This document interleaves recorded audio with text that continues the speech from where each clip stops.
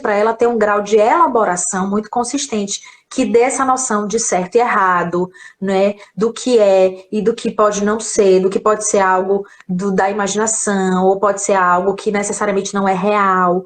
Então, a gente trabalha até os 6 anos usando mais a ludicidade, né, com um discurso muito mais voltado para o lúdico, e para dentro desse contexto de fantasia, trazer para a criança noções importantes para que ela se comporte da forma que a gente, mais próxima ao que a gente espera, tá? A partir dos 6 anos, né, a gente já entende que a criança ela tem uma condição de associar causa e efeito com mais propriedade. Claro que depende de cada um, mas em geral a gente consegue ter isso a partir dos 6 anos de uma forma mais bem discriminada dentro dela. Então a gente já entra com potencial argumentativo mais consistente. A gente já fala sobre efeito, a gente já associa a consequência, a gente já mostra para ela exemplos daquilo ali num outro contexto, tá? Então a gente já consegue trazer em discurso algo mais elaborado para que ela internalize.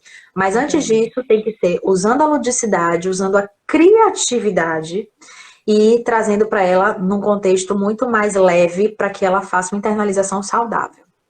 Se a gente for pensar na rotina de uma mãe, por exemplo, a mãe tem um filho com alergia alimentar ou alguma restrição alimentar. E a criança tem entre 2 e 6 anos, que é uma fase que ela está mais social, né? Que ela participa mais ativamente de grupinhos, né? Na escola, de aniversários, e que ela é ativa mais, né? Porque já brinca, já interage. Como a mãe poderia trabalhar isso na prática com a criança? Tem alguma coisa que ela possa fazer, assim, do dia a dia dela?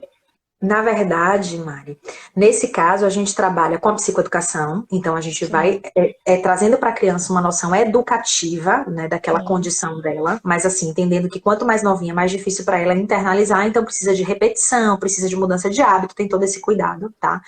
Mas a gente já entra nesse contexto social, entendendo que a gente pode psicoeducar o contexto. Então o que a gente faz?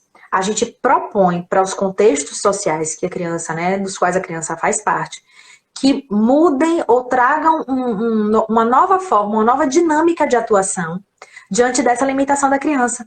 Então, o que a gente propõe? Né? Que, por exemplo, na escola ou em sala, que a mãe psicoeduque as outras mães, que a mãe psicoeduque as outras, ajude a professora, ou trace com a escola um plano de psicoeducação para as crianças.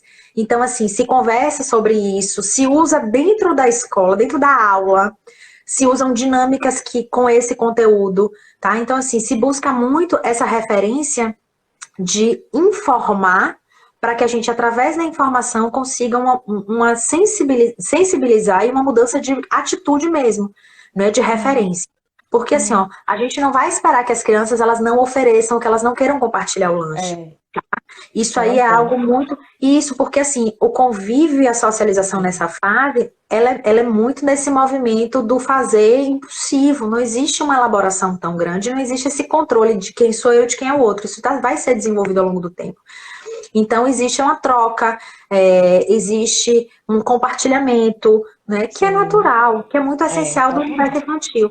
Então, a gente não espera que as crianças tenham essa postura, tá? Então, a gente trabalha com o quê? Com educação e com psicoeducação. Então, desde a escola, promoveu, inserir dentro do contexto, né, da grade escolar, do contexto educacional, inserir esses elementos que vão ajustar, que vão ajudar todas as crianças a aprenderem sobre hábitos alimentares que atendam a essa necessidade de uma criança específica, como também vai promover essa mudança de hábitos mesmo, que não é só dentro de casa, né? Que a gente quer que isso se estenda para o ambiente social. Então a gente precisa de educação, a gente precisa de informação e de sensibilidade.